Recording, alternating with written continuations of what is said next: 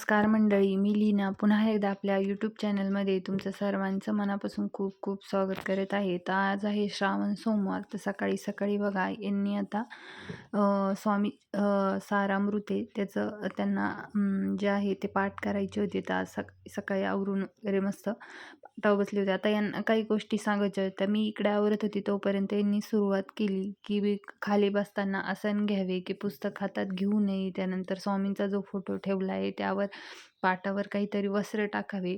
पण म्हटले आजचा दिवस जाऊ द्या, आता उद्या सांगेन. कारण त्यांना काही माहीत नाही आणि त्यांना सांगितलं आणि त्यांचं असं राहतं की मनात श्रद्धा पाहिजे असं काही नाही. त्यांना सांगितल्यावर त्यांना पटत पण नाही. पण मग काही गोष्टी असतात त्या पाळायच्या असतात. त्यांनी त्यानंतर त्याचा पाठ घेतला. 3 अध्याय वाचले. त्यानंतर एक माळीचा जप देखील केला आणि त्यानंतर आज सोमवार होता तर म्हटले शिवलेलं अमृत देखील वाचा. तर त्यांनी जे आहे ते वाचून वगैरे पूजा वगैरे केली. त्यानंतर आज आता उपवास होता त्यामुळे म्हटले उपवासाला काय बनवायचं. आता शंभूला तर साबुदाण्याची खिचडी दिली होती. आता काल बाजारमधनं साकरू आणली होती तर ती कालपासूनच पाण्यात भिजत ठेवलेली होती. म्हणजे त्याच्यावरची माती वगैरे जी आहे ती निघून जाईल. आता त्याचे मस्त असे बारीक बारीक काप करून घेतले. तर कढईमध्ये तूप टाकलं आणि तुपामध्ये हे का टाकले सर्व. थोडेसे असे परतून घ्यायचे. त्यानंतर त्यामध्ये गूळ टाकायचा. पटकन शिजतात, टाईम पण लागत नाही त्याला. तर त्याला मी असं थोडंसं परतवून घेतलं. थोडंसं तूप टाकायचं, जास्ती नाही टाकलं तरी चालेल. कारण ते अगोदरच म्हणजे बटाट्यासारखेच असतात, लवकर शिजतात. थोडंसं वाफवलं ना तरी शिजून जातात. आता आपल्याला जसं गोड हवं आहे त्यानुसार गूळ टाकायचा. तर इथं मी गूळ वगैरे मस्त टाकून घेतला. खूप छान लागतं. आणि साबुदाणे खाल्ल्याने काय होतं म्हणजे थोडंसं ना तो साबुदाणा त्रासच देतो त्यामुळे नको वाटतो. पण शंभूला खूप आवडतो त्याच्यामुळे मग त्याच्यासाठी थोडा केला तर थोडासा तो मग थोडा जास्तीच झाला. मग थोडे हे करून घेतलं. तर हे बघा अशा पद्धतीने मस्त शिजून असे होतात ते. त्यानंतर दुपारच्या वेळेस आता हा स्कूलवरून आला होता. याला झोपी लावलं होतं. त्यानंतर उठवलं. आता याला क्लासला काय आज जायचं नव्हतं. पण बळजबरी एक चॉकलेट दिलं. म्हटले जा क्लासला कारण एक्झाम चालू होणार आहे. असं आता क्लास मिस करणं चांगलं नाही. तर कसं तरी चॉकलेट देऊन याला आता पाठवलं. तर हे बघा म्हणजे जाईपर्यंत याचं हेच चालू असतं. त्यानंतर तो क्लासला गेला. आता म्हटले आपण हे ब्लाऊज कट करून ठेवलंय तर ते तरी शिवायला घेऊ. तर ते शिवायला घेतलं होतं. आता बाहेर सकाळी पाऊस झाला होता थोडासा, पण आता उघडलं होतं म्हणजे थोडंसं ऊन पडलेलं होतं. तर इथे मी आता ब्लाऊज शिवायला घेतलं होतं. आता आज आहे नागपंचमी आणि श्रावण सोमवार पण आहे. पण मग आता इथं काय वारूळ वगैरे नाही आहे. म्हणजे ही जी आहे आता सण आहे म्हणून असं वाटत पण नाही. कारण गावाकडे ह्या सणाची मजाच वेगळी असते. कारण 2-3 दिवस अगोदर झोके बांधायचे. त्यानंतर सणाच्या अगोदर मेहंदी काढायची. सकाळी सण असला त्या दिवशी सकाळी घरातले पप्पा किंवा भाऊ त्या वारुळाला दूध वगैरे घालायला जातात. त्यानंतर सायंकाळच्या वेळेस आपण मस्त तयारी वगैरे करायची. आता तर काही नाही, पण मग मुली वगैरे साडी वगैरे नेसून म्हणजे गावाकडे या सणाची खूप मोठी म्हणजे असं मजाच वेगळी असते. तसं सिटीकडं काय फोटो आणायचा, तर याला तर माहीत पण नाही का नागपंचमी काय असते आणि कशी साजरी केली जाते.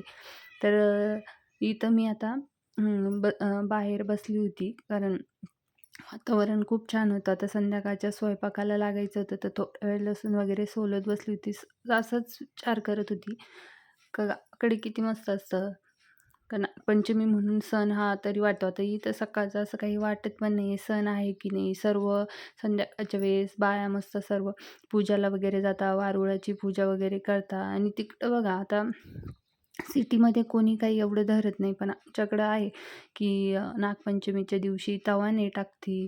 म्हणत्या तवा टाकला का बुवा सापाची पाठ भाजते. त्यानंतर भात नाही करती. भात ह्या सापाच्या कण्या असतात म्हणे, म्हणजे दात असतात. तर म्हणजे भरपूर अशा प्रथा आहेत त्या या दिवशी पाळल्या जातात आणि ते गावाकडेच या त्यांचं महत्त्व आहे. कारण सिटीमध्ये कोणी एवढं पाळत नाही आणि सिटीमध्ये वाटत पण नाही का नागपंचमी आहे असं. आता असं आता काही माहीत नाही का सण आहे का नाही. नाही तर आपल्या वेळेस किती मजा यायची. सण वगैरे असलं तर 2-3 दिवस झोके खेळायचे. म्हणजे झोक आणला का त्या झोक्यावर हाताला फोड येईपर्यंत म्हणजे हाताला अक्षरशः घटे यायचे तरी इतके झोके खेळायचो आम्ही. म्हणजे मज्जा यायची तेव्हा. पण मग आता तसं काहीच नाही. पण मग असं कधी वाटतं का तेच दिवस बरे होते. आता काय फक्त म्हणजे सिटी आहे, पण मग असं जे येते काही असं मनात शांतता नाही असं वाटतं.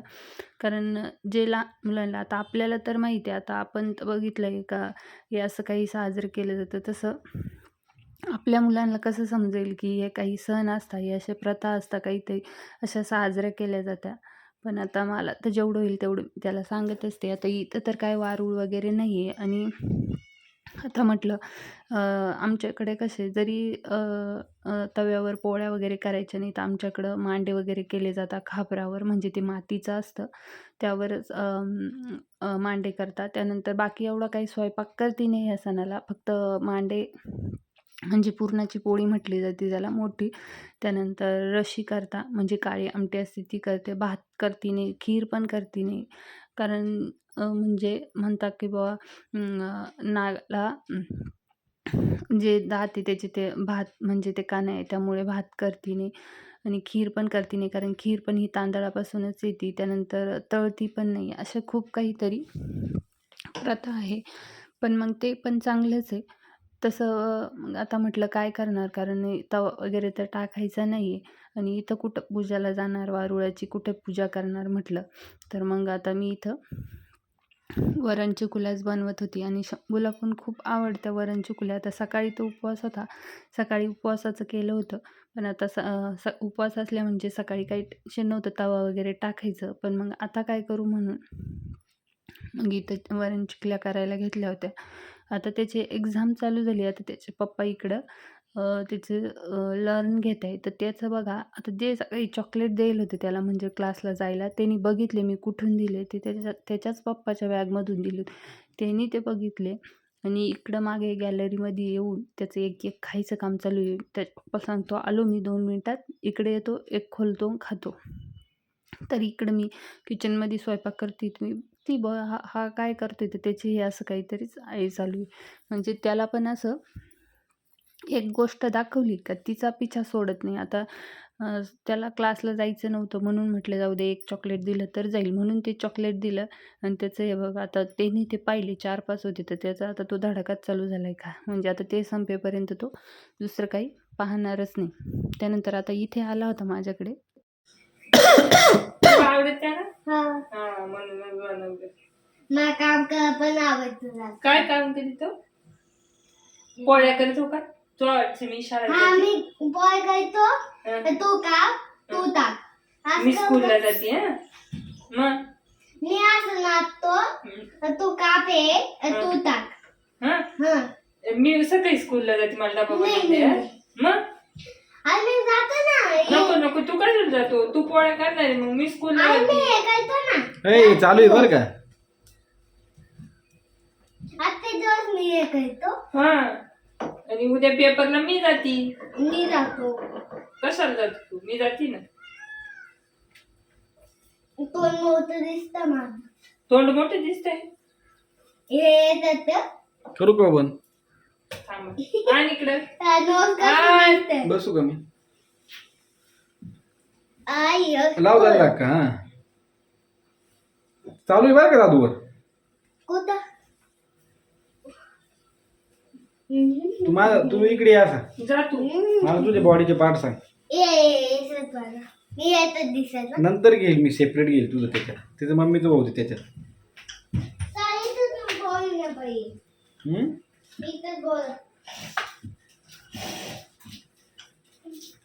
मी नाही बोलणार आहे तू मला सांगणार तुझे बॉडीचे बॉडी पार्ट सांग तुझे Nose, ears, eyes, neck, tongue, teeth, mouth.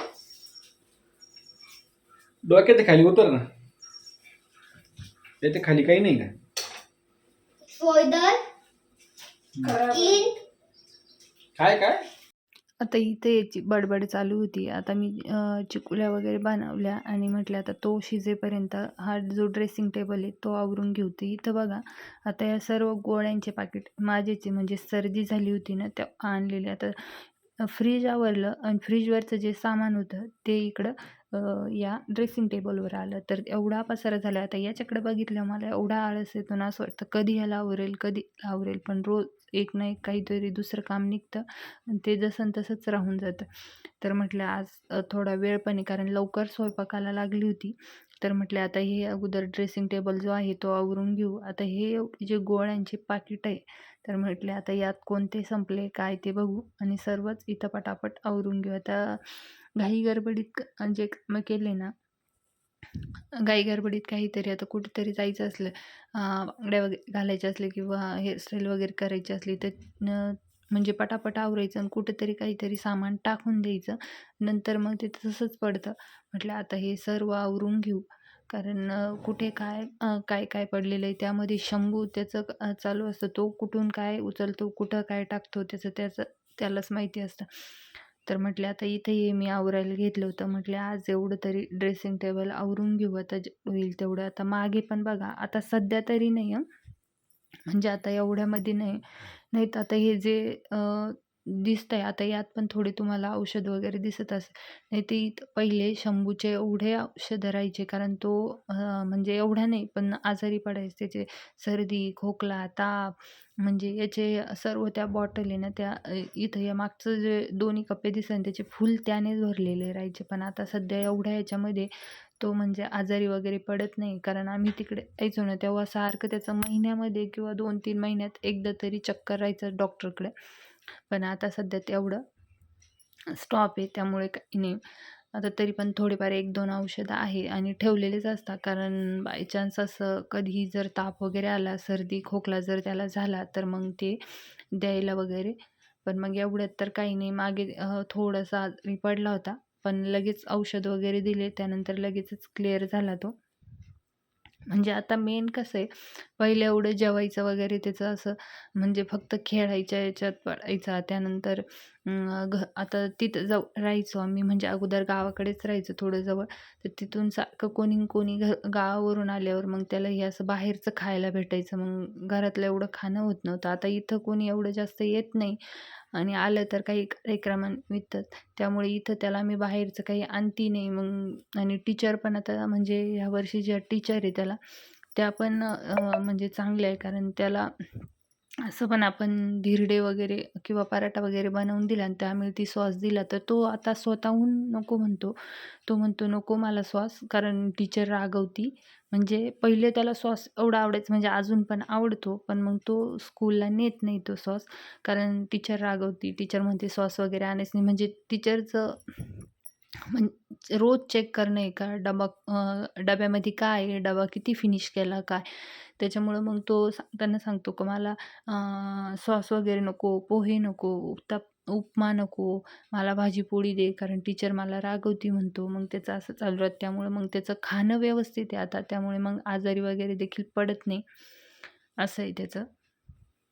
तर इथं आता मी हे मागचं जे खाली दिसतंय ते सर्व औषधं जे आहेत त्याचेच आहे. आता मी इथं काय संपले आणि काय नाही ते बघून चेक करून एक बाजूला टाकायचं काम चालू होतं. आणि तर पाऊस पडतोय तरी पण धूळ बघा साईडला तुम्हाला दिसत असेल. तेवढी धूळ येते, कुठून येते माहीत नाही. तर म्हटले चला आज एक एवढं तरी काम होईल का. अजून मला जे वॉर्डरोब म्हणजे कपाट आहे ते पण आवरायचं आहे. पण मग रोजचं काहीतरी काम चालू असतं, त्याच्यामुळे मग त्यामध्ये राहून जाते हे कामं. पण आता आज हे देखील आवरून घेतलं तर एकदम मस्त. आणि मला एक सवय आहे की एक गोष्ट आवरली, आता फ्रीज मागं आवरलं तर सारखं उघडून बघायचा, म्हणजे माझ्याच मनाला माझं छान वाटतं त्याकडं बघितल्यावर. तर म्हणजे एखादी गोष्ट आवडली ना तिच्याकडे सारखं बघायचं. बघितल्यानंतर चांगलं वाटतं का ते म्हणजे त्याच्याकडे बघून आपल्याला मनाला शांती वाटते असं वाटतं मला.